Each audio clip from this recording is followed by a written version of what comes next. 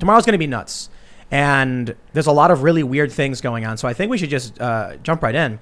My question to you guys, whoever wants to go, is who's going to win? Well, so here's how tomorrow's going to play out, right?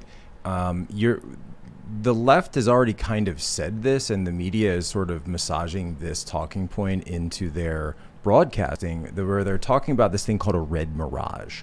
And a red mirage is what they claim. It means that Donald Trump is going to look like he has this massive electoral victory tomorrow. And Nate Silver even talked about this.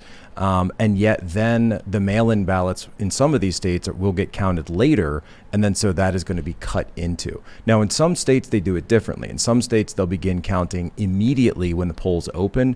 In other states, they're waiting until after they have social distancing concerns, or they're just literally don't have the personnel to be able to do this. And so my prediction is chaos, lots of chaos, because All right. you might end up having a situation where it looks like Trump ran the table, wins all the swing states, and then some of those states that look red might start flipping blue. And no one's going to trust that. And no one will. Where's the level of trust in our national institutions to show somebody something like that right now?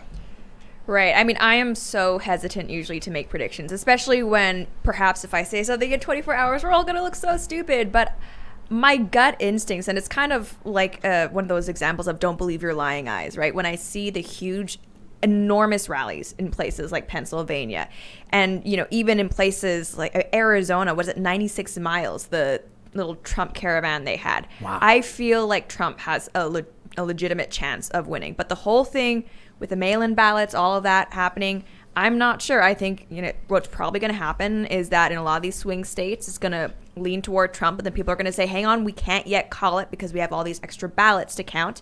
And I've seen some people say that might even take up to weeks. And I think, like you said, Tim, a lot of people aren't going to trust that. And I think there's not enough confidence that, you know, mail-in voting is secure, that people are going to accept that. And I'm nervous. I'm hoping that the election results either way are so strong where they can't really be contested. But I don't think that's going to be the case. The only way Trump wins tomorrow night and the left says, okay, Trump won, is if he gets like, okay, so if there are 20 million people in Pennsylvania and we get 15 million votes, Trump with 8 million, Biden with 7, they're going to say there's 5 million more votes that could potentially come in the mail. Right. That's enough for Biden to win. So it would have to be, Trump would have to have a lead above Biden more than the remaining population of people who are not counted as voting. Yeah, and it actually used to be in Pennsylvania is my home state. I worked a lot of elections there statewide, but it doesn't matter. The election law is the same regardless of size of the election. So it used to be that on election day, if you're, and this probably won't be true for tomorrow, but it used to be this idea that, because those are all unofficial, right? Those are always unofficial, and then the officials come in later. Right. But it used to be that in the unofficial tally, you wouldn't even dip into the absentee ballots if your delta was less than your margin of victory. So if the amount of absentee ballots you have come in that was less than, let's say that was 5 points, but you had a 10-point lead, well, then it wouldn't matter because you wouldn't be able to swing the election. Right. So you would get to them, of course, you'd make sure they're counted, but you wouldn't need to get to them on election night because it wouldn't make a difference. You can still call it either way. You can still call it. Right. This is the weird thing. I remember seeing in the midterms, there were some districts where it was like 30% reporting, but that's enough for us to say this Democrat had won, because there's no way with the rest of the precincts reporting it would be enough people to outweigh like the urban center. Mm-hmm. So that's not by population. It was by like the amount of precincts. But they're saying everything is opposite now. Nothing makes sense. We're just supposed to sit back and wait until all the ballots are counted. But we don't know what all the ballots means. The mayor of Philadelphia, Jim Kenney, came out and said this morning definitively that it will take us several days to count the ballots. And he said we have 400,000 mail-in ballots and it will take us several days. Okay, well, as long as they know what the number is. But I guess the real issue is, I mean, we are going to see, okay, you know what, I'm just going to say it. I'm totally getting banned from YouTube in the next several days or something. Sure. Because you're not allowed to question this stuff. I'm not kidding. I did a video on Project Veritas. I don't know if you guys saw that expose they did where they caught that lady bragging about, give me money and I'll get you votes. Right. They demonetized it. I didn't get a strike or anything. And they demonetized it a few days later. And they told me that what I said could scare people into not voting. And I was like, I covered a news story What? about one lady who was caught engaging in fraud. And they're like, yeah, but just so you know. It's like, okay. We know, here's what's going to happen. First, they've already started banning tons of people. You know, I don't know if you guys have seen these stories. Trump tweeted about it, Facebook groups. Right.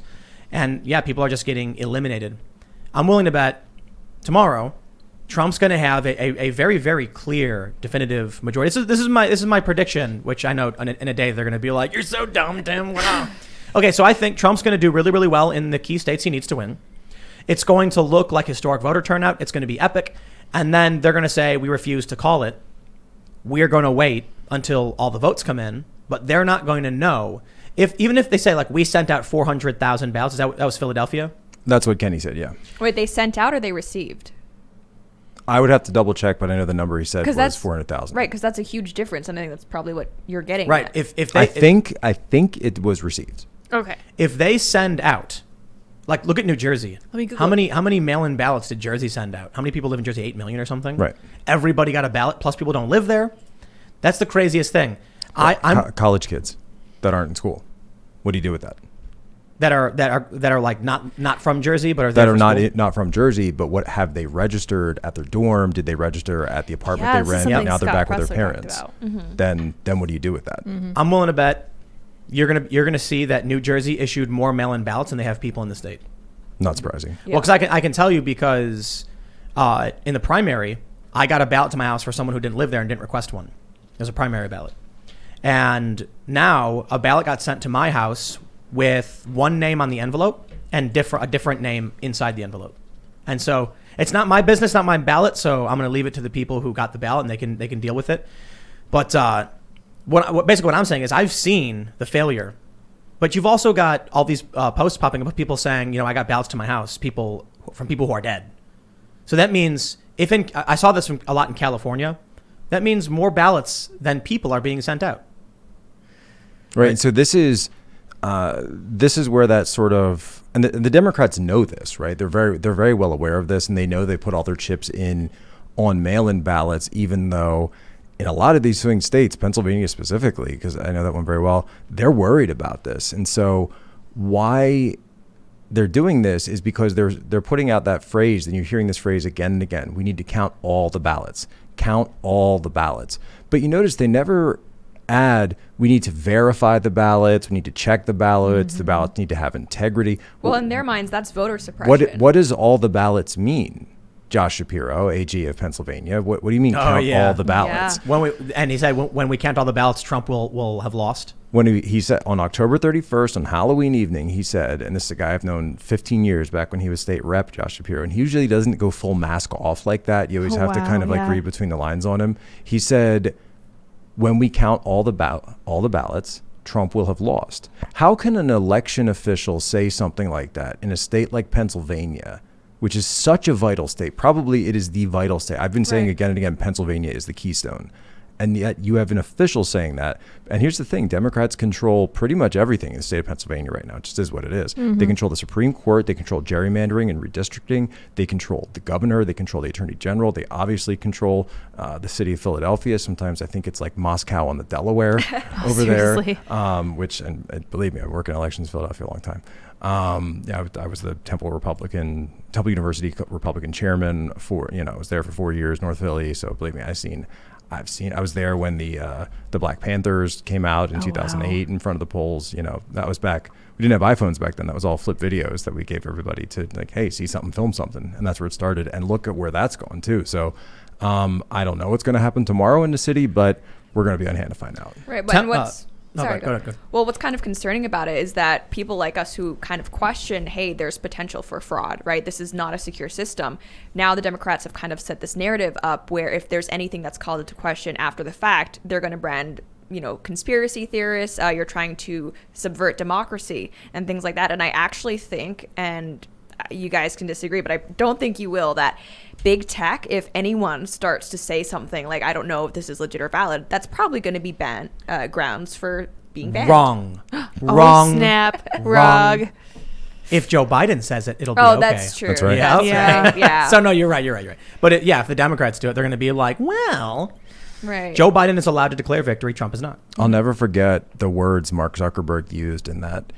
It's one of those memes, like no one, absolutely no one. Mark Zuckerberg explaining how the elections will be verified. Like, wait, nobody asked you about this, Mark Zuckerberg. Why are you cutting a video on this? He said, well, we're going to wait for there to be a consensus result before we allow someone to declare victory on our platform. No, you're not. No, it's Whose going to be consensus, Mark? Joe Biden's. The Constitution, the states. Who? What do you mean? You're a Silicon Valley billionaire. Yeah, and I think You have no role here. one of the biggest failures of the Republican administration over the past 4 years, in my opinion, has not been being harsh enough on big tech. And I know there's a lot of libertarians who think it's a private company, they can do whatever they want. And it's like, all I want is for big tech to live up to the same standards of operations that so many other industries have to live by. And, obviously you've talked a lot about things like Section 230. I'm not in favor of repealing Section 230 entirely. I just don't think that Facebook should be able to claim that they're just a platform when they're actually making these editorial decisions. And they've been more and more blatant about Section 230 was written before these companies existed. Yeah. This world that we inhabit right now didn't exist when there was 1996. Mm-hmm. Yeah. Right? This world didn't exist back then. We need to change it. I mean, it's obvious, and we definitely But talk about it a lot. the executive order that Trump put out regarding Section 230, I think was solid. And if you actually read it, based on what he put out, the outlines, there is no way that places like Facebook, Twitter, or YouTube can claim protection under Section 230. So, unlike what a lot of people think, I don't want the U.S. government to nationalize Facebook and Twitter. I would love to see, the FCC or something actually come out and say, based on this, we are ruling that these protections no longer apply to Facebook, Twitter, etc. Thanks for checking out this clip from the Timcast IRL podcast. We do the show live Monday through Friday at 8 p.m. So come back to check us out when we go live.